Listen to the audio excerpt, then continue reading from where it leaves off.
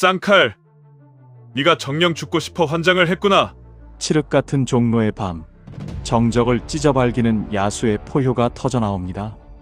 문전박대에 폭주한 조선 최고의 지식인이자 광기 어린 야수, 그리고 아우들의 자존심을 어깨에 짊어진 종로 이정목의 오야봉. 술기운에 섞인 울분과 짓밟힌 명예가 정면으로 충돌했습니다. 종로의 하늘이 뒤바뀐 그날의 처절한 기록, 지금 시작합니다. 종로의 밤은 얼음장처럼 차갑습니다. 뼈를 에어내는 칼바람이 몰아칠 때면 우리 같은 주먹들은 서로의 온기에 기대어 긴 밤을 견뎌내곤 했죠. 하지만 오늘 이 선술집의 온기는 평소와 달랐습니다. 사지에서 살아 돌아온 식구들을 위한 잔치이자 우리들만의 성역이었으니까요. 턱뼈에 깊은 자상을 입어 미음조차 넘기기 힘들었던 무옥이 형님부터 매사에 진중하던 영철 형님, 깡통 소리 요란하게 분위기를 띄우던 이까지 오늘만큼은 모든 시름을 잊고 웃음을 나눴습니다. 술잔이 오가고 웃음소리가 깊어질수록 선술집 밖의 공기는 기묘하게 가라앉기 시작했습니다.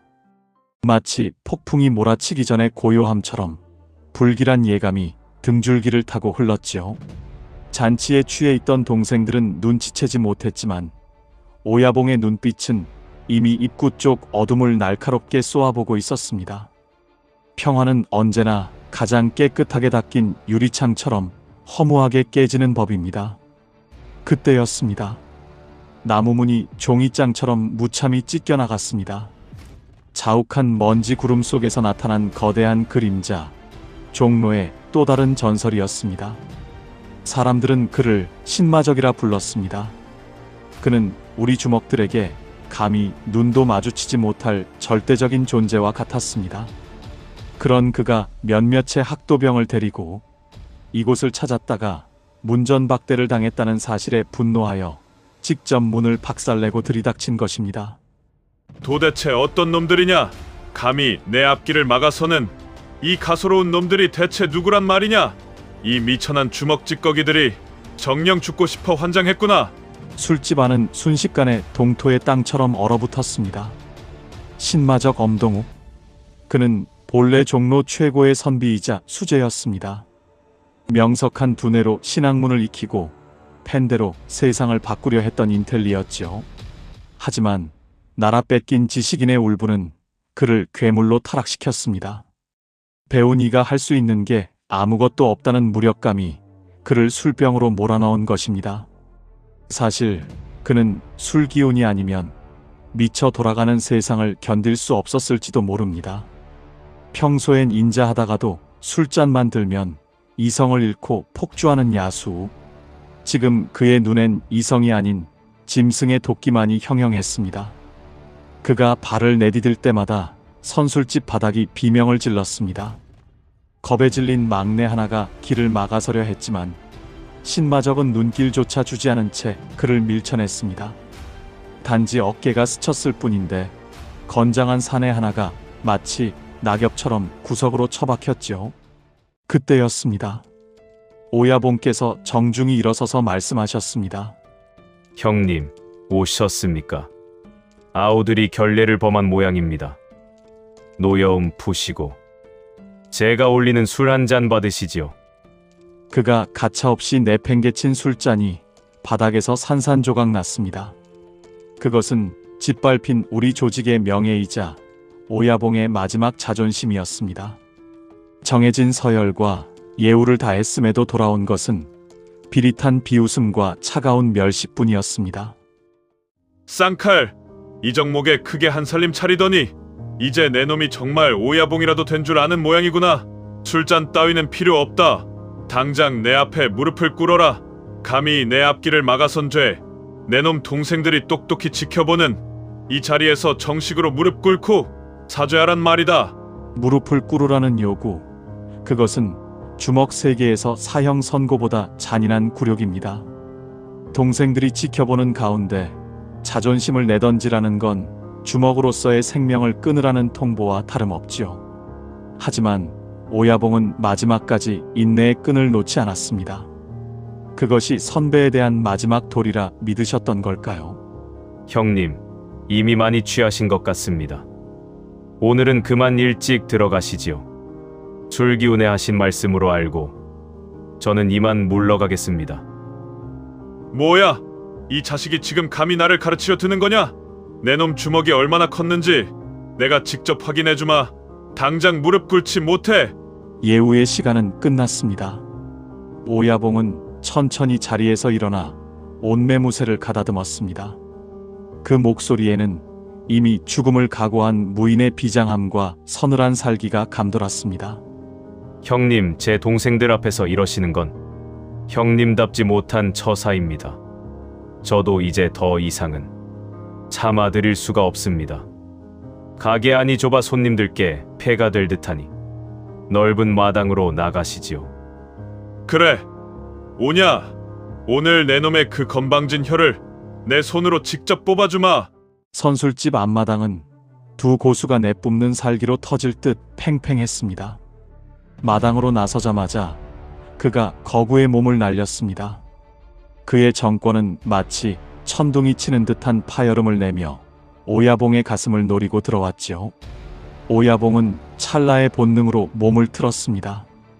하지만 상대는 상식을 파괴하는 괴물이었습니다.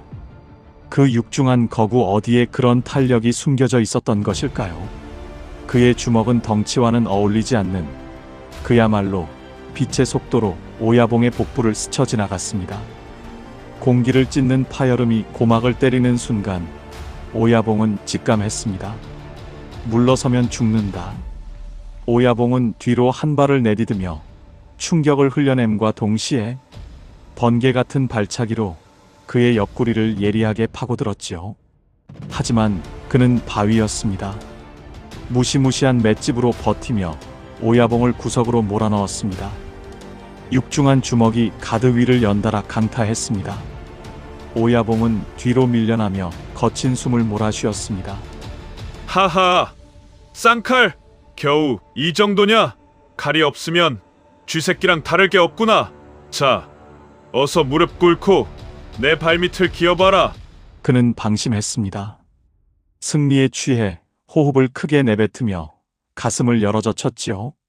바로 그 0.1초 상대의 무게 중심이 붕 뜨는 찰나였습니다. 오야봉의 몸이 용수철처럼 허공으로 솟구쳤습니다. 그것은 우연이 아니었습니다. 종로 상인들의 서러움, 그리고 아침에 당한 모멸감을 단 하나의 발끝에 모아 쏘아 올린 탄환이었습니다. 오야봉의 발끝이 그의 명치에 정확히 박혔습니다. 거구의 그가 숨이 턱 막힌 듯 뒤로 대여섯 걸음이나 비틀거리며 물러났습니다. 조선 주먹의 자존심이 야수의 심장을 꿰뚫는 순간이었습니다. 정막이 흘렀습니다. 그때 어둠이 짙게 깔린 그림자 속에서 낮고 굵직한 웃음소리가 들려왔습니다. 소름 끼치도록 여유로운 그 목소리에 두 사람은 약속이라도 한 듯 주먹을 멈췄습니다. 허허허허, 그만들 하시게. 같은 식구들끼리 피를 봐서야 되겠나? 아우, 자네 성미는 여전하구먼. 쌍칼, 자네 실력도 제법이야. 종로의 절대 황제 구마적이었습니다. 인자한 미소 뒤에 만물을 꿰뚫어보는 서늘한 위엄. 그는 오야봉을 똑바로 응시하며 뼈있는 말을 던졌습니다. 쌍칼, 고생했네. 하지만 오늘 아침 내가 전달한 말은 잊지 않았겠지? 자네의 선택이 종로의 내일을 결정할 것이야. 허허 웃으며 건네는 그 말이 채찍보다 아프게 가슴을 파고들었습니다. 오야봉이 지키려 한 건 자리가 아니라 바로 우리들의 목숨이었습니다.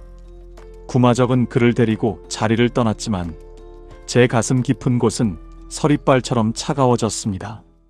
그때였습니다. 진짜 적은 따로 있었습니다.